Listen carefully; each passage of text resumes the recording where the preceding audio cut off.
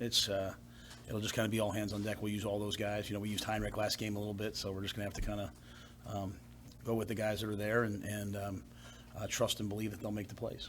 How do you see Jeff respond the last few days and sort of having been around in the last 8 months? What do you think of like his sort of mentality about being able to bounce back?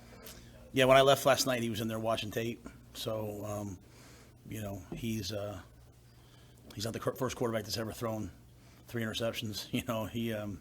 He'll the great ones bounce back from it and even better. So, I think you find out about people when they go through a little bit of adversity. So obviously, he had not been trending that way. Got in the game, made some plays that if he could take back, he would, but he can't.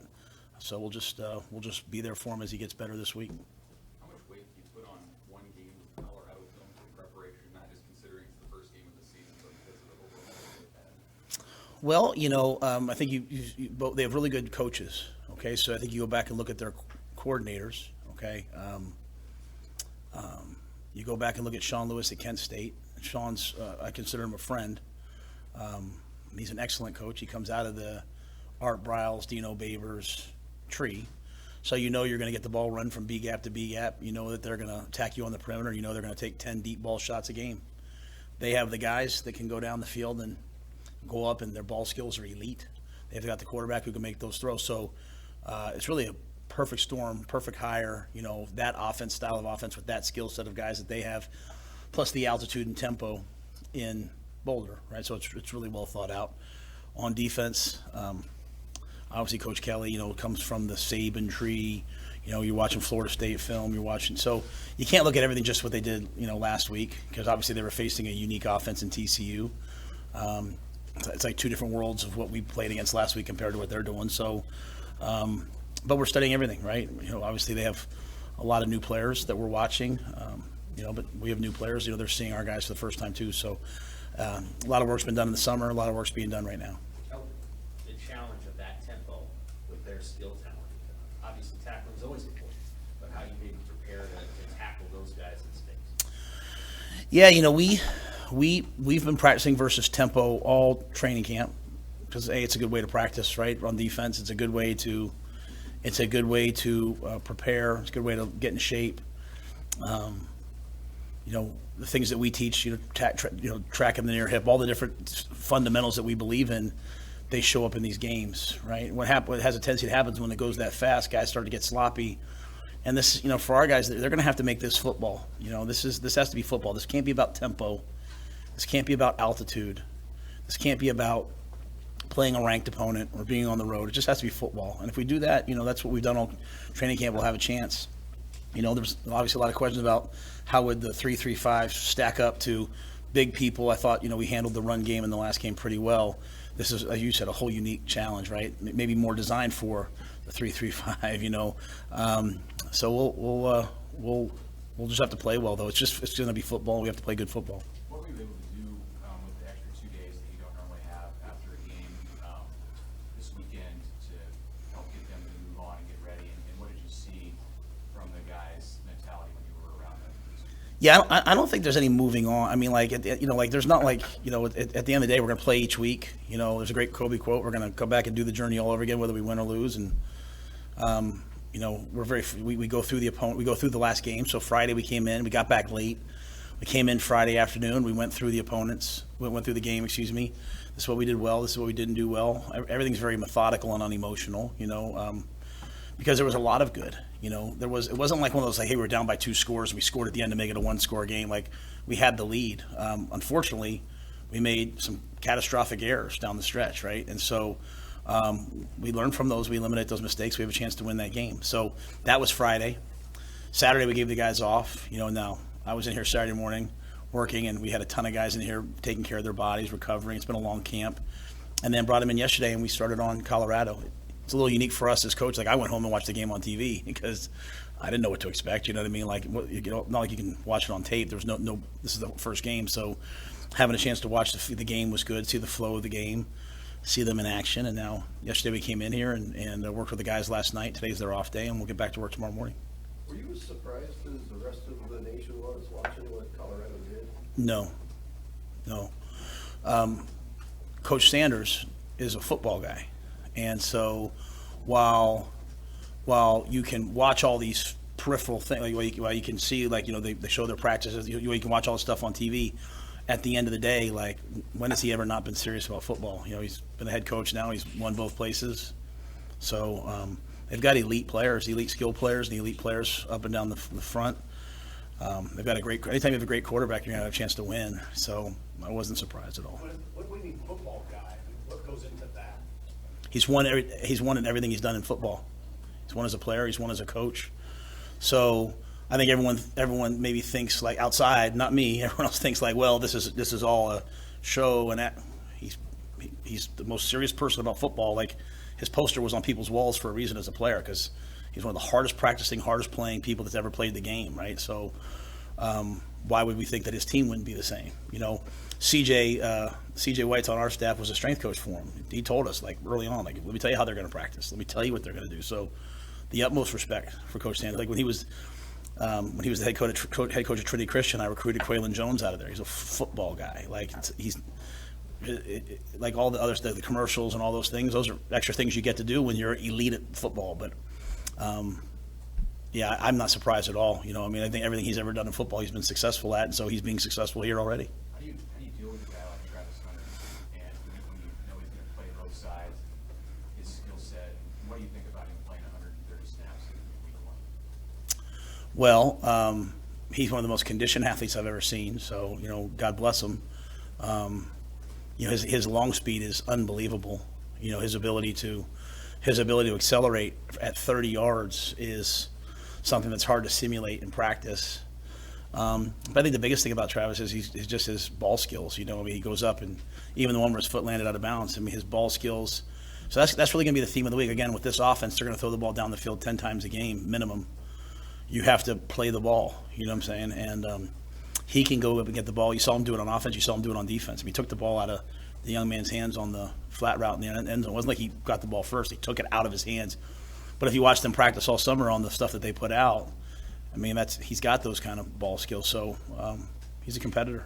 You've got an added challenge with Ty out for the first half, but how did you feel about just the other guys who stepped in and kind of went back and watched the tape and you rotated up front? Yeah, they played well, but Ty was at a different level when he was playing. He got to the quarterback 4 or 5 times. Obviously, unfortunately, we won't have him for the first half. I told him, you're playing every play of the second half when you get back there, so you better rest up. So, but yeah, Ty's level of football, I thought, in the first half, while he was playing was really impressive. But we played a lot of guys. We were able to get some guys in, some guys for 2 or 3, 4 or 5 plays, some guys for more. But we'll need all that versus this tempo. We'll need all that versus this opponent. How pleased were you with the physicality and the tackling you guys played with both on defense and special teams? Yeah, again, I'm a kind of an incrementalist. I'm kind of a process guy. So I can say 2 things and mean them. Like, crushed that we lost the game the way we did for the guys, right? Not for me, for the guys. Upset for them. While at the same time, recognizing how much better the football is than early last year. And so I'm proud of that for them. Like, hey, look what practice has gotten you to. Now we have to make, to turn the ball over 4 times and have 2 false starts inside the 5 and versus a Big Ten opponent and have the lead is outrageous, So we have to clean all that up. But also, I recognize the things that are better. So my mind is just very simply the way I think you build a program that's built to last. That's not just a flash in the pan. Is you just keep improving the things that aren't good, that aren't improved. So, early in the game, I walked out on the field and I was like, hey guys, they're 4 or 5 right now on 3rd down. It's just about 3rd down. It's not like, are we good? Are we bad? It's just 3rd down, right? And so we got better at 3rd down as the game went on. I thought Tony adjusted. So, I'd like to see us make those steps in our passing game this week. I'd like to see us make those steps, obviously, in protecting the football this week and taking the ball away. So, but I thought we were really physical. I thought we ran the ball hard, and I thought you couldn't we played 4 or 5, 6 linebackers. We rotated guys in, and there was no he's in, call it differently, right? Javen goes in. Javen's really playing well. Mekhi Bear was unbelievable on special teams. He gets in on defense, and you see him play well, right? And then you're playing MJ, you're playing Chief. So if we can do that as we get into the stretch of Big Ten play, we'll have a bunch of guys that can play and help us that all play to the same standard. This week, we'll just have to be able to do it versus excellent skill, as Sam asked, and then versus tempo. With Isaac, what has he shown you as a pass catcher, and what's he able to contribute in that area? Yeah, Heinrich's like, he's about 230 pounds. He runs 4.5. He's competitive. So we had some more things in for him. I think, one of the, again, I don't want to sound like excuses, but, one of the things that kind of, we had 3 drives in the first half. The first one, kind of came in with like, hey, we're going to start this way. The ball starts at the 1 yard line. Just kind of never got that rhythm going until that, really the third drive, you saw us get into a rhythm, right? You saw us, start to kind of get in and out of things. Sat, was kind of calling some tempo plays. Unfortunately, we false started, didn't get the ball in the end zone. But Heinrich can help us in a lot of different ways. So, he's the backup quarterback, but he's also a guy that's going to help us, play some other positions. He can catch it. He knows every position because he is the quarterback. So hopefully he can help us a lot as we move forward. What did you see in Javen? He had previously played nickel. You guys have kind of moved to the inside. What do you like about his game? What did you see in him that gave you so much trust that he could play that many snaps? He's practiced really well, because he didn't do anything in the spring. His father was here, obviously former Husker legend was here the one day and was talking about like, he was kind of laughing, like he thinks he's a corner coach, move him inside, and Javen bought into it. We said right before the spring, hey, Javen, we're going to play you, because he was able to do some things at the end of spring. Javen, we're going to move you in and have you play backer, and he was all for it, which was a great step. So, I can tell you every NFL scout that comes here, they all kind of sit there and say, okay, coach, tell me who 33 is, because he's big, fast, rangy, explosive. But he's had to learn how to play, right? He's had to learn how to play the game, how to learn how to play the different things that we, that you see at that position. So, but to have a guy with that speed playing linebacker is awesome. But he's got a tenacity and a physicality that I like. He's got a great personality, and he was another guy that was excellent on special teams. Matt, you guys got the big noon game on Fox this week, and so probably the big storyline is going to be about the compare and contrast of how you're going about trying to build this thing and how Sanders is trying to build this thing out in Colorado. You call yourself an incrementalist guy, and you've spoken about kind of what your methodology is for building a program, but I guess what's kind of your compare contrast if you were to look at both programs and how they're going about it? Yeah, I'm sorry to do this to you. I respectfully am not going to, I can't talk about anybody else. For me, the guys in the portal that we have a relationship with, or we have respect for, or we know, or something, they fit us. Obviously we'll take some of those guys. We're going to try to recruit high schools as much as possible, specifically local guys. It's always taken me a couple of years to get the program up and running, and usually I feel like when it's done, we got to Temple, we lost the championship game, we won it the next year. They won for a couple of years after that with a new coach. I went to Baylor. We lost the championship game in year 3. COVID here, year 4. Those same kids, won the Big 12, went to the Sugar Bowl. So I only know how to kind of do it one way. The rules are a little different now, but I respect anybody that's just trying to figure out how to win.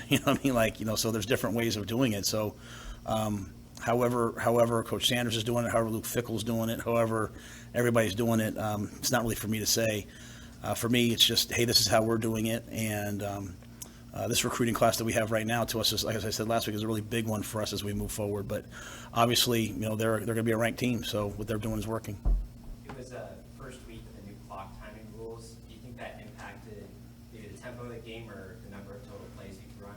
Yeah, kind of. I was starting to say that, and I kind of I forgot to say it, but like that first drive, and then that just, only having 3 drives in the first half, you could kind of feel a little bit of that. That won't really be a factor this week because I think they're going to snap the ball at, within 8-10 seconds of what we do. I used to go at Baylor. I used to go against Cliff Kingsbury and those guys, so have some experience with guys who like to go this fast. It's a great way to play football. So the clock rules last week, you could definitely feel them, right? Just how short the first half was, and it took us a little time, unfortunately, to get in rhythm.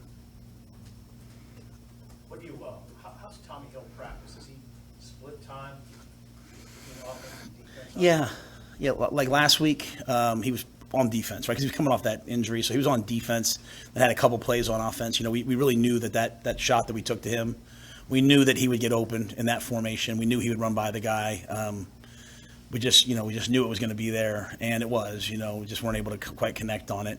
So that was just kind of a one-off thing. Okay. He had another play that we had for him that we were going to have up that we didn't hit. But I think as we move forward, seeing the kind of shape that Tommy's in and the mental, he's a really smart football player, and his mental toughness I really like where he's at. So last night he's asking me like what he can do on offense. So it'll remain to be seen as they game plan today, but maybe he'll have some other roles on offense.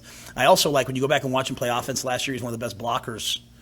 He came in and he was, blocking the heck out of people. Like, you have to be careful now what you're allowed to do, but, he's kind of blocking the way the old Husker wide receivers block. So I'd love to utilize him in the blocking game as well. How do you get Billy Kemp and Thomas Fidoni more involved this week? Obviously, both guys didn't have a catch, and Yeah. I'm sure you would like to see those guys more involved. Yeah, I was disappointed, especially for Billy, right? I think of the 60 plays we called, 9, he was the first guy in the progression. But some of them, like, either they took that away or there was pressure or something like that. So, you called a play for Thomas down in the goal line, thought it was going to be a touchdown. It just, kind of got banged by the guy and wasn't open. So, really, Billy, we have to get going. We have to find a way to get him involved because he's too good of a player, too competitive of a guy. Thomas as well. Again, talk about things we want to improve upon. Just I think the overall passing game this week, for us to have a chance versus a team that can score like this, we're going to have to make some more plays.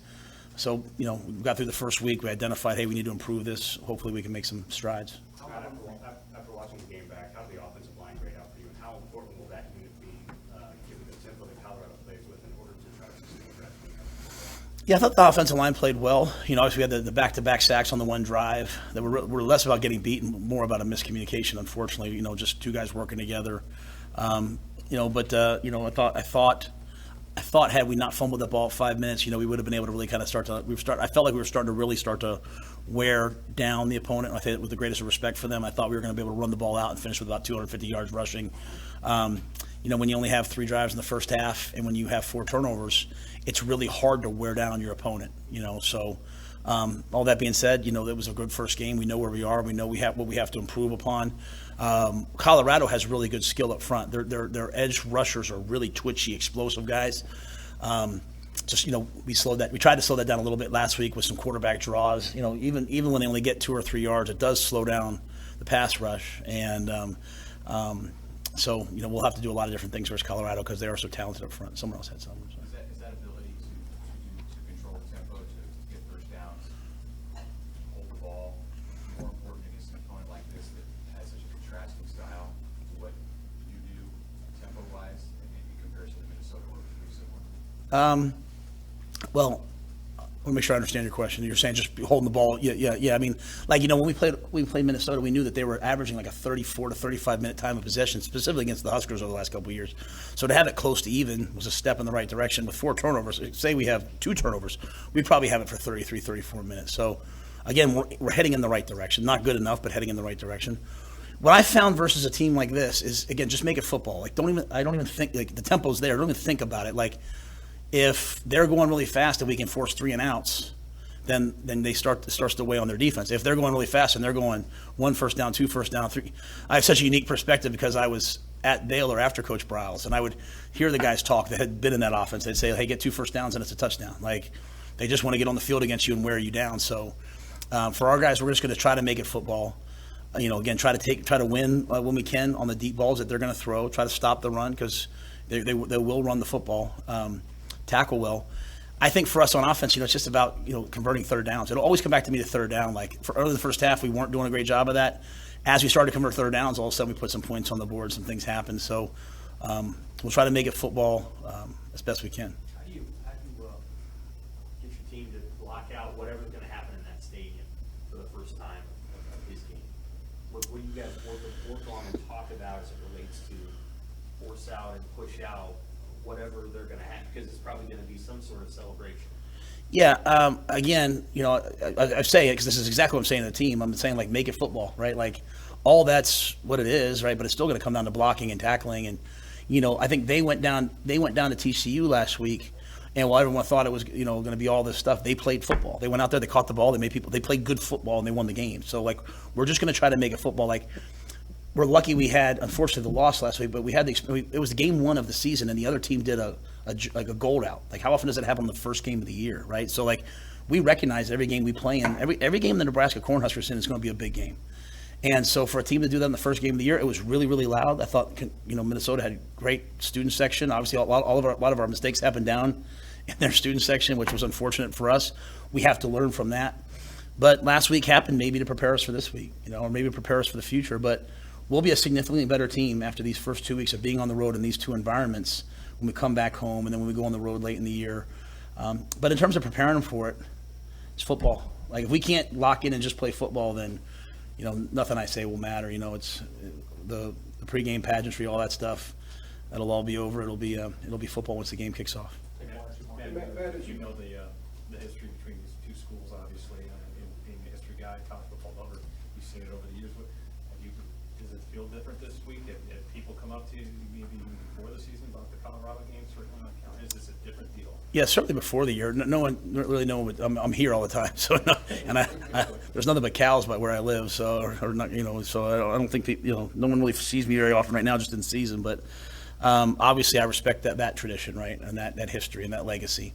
As I was going through the job and looking at the job, you know, and Trev and I were talking, you know, my wife and son and I would sit down and watch on YouTube and watch all the different games, you know, over the years, you know, Coach Osborne, Coach McCartney, Coach Solich, you know, Coach Barnett, all the different games that happened. And so we understand the legacy.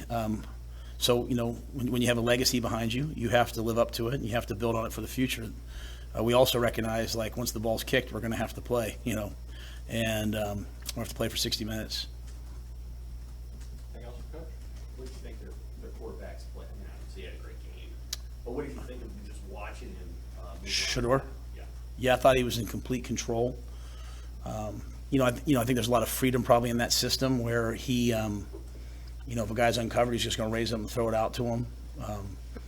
I thought his deep ball accuracy was excellent. I thought his pocket movement was excellent. So I thought he played like a guy who's played a lot of football and trust his receivers. And, you know, you look at it, you know, to have 4 receivers over 100 yards receiving means he doesn't just trust just one player, right? I mean, you know, I think when you look at the game, a lot of game breakers, but, you know, the tailback, you know, Edwards really broke the game open with some explosive plays. And so, but he was in command, he was in control. And so we'll have to, again, it's not like you're just taking away one thing, right? There's 4 receivers had over 100 yards rushing. You have a quarterback who threw for 500 yards. They're going to run the ball. There's a tempo. There's a lot of things. You know, but we're still going to show up. Our defense is going to be there. We'll play and see what we can do.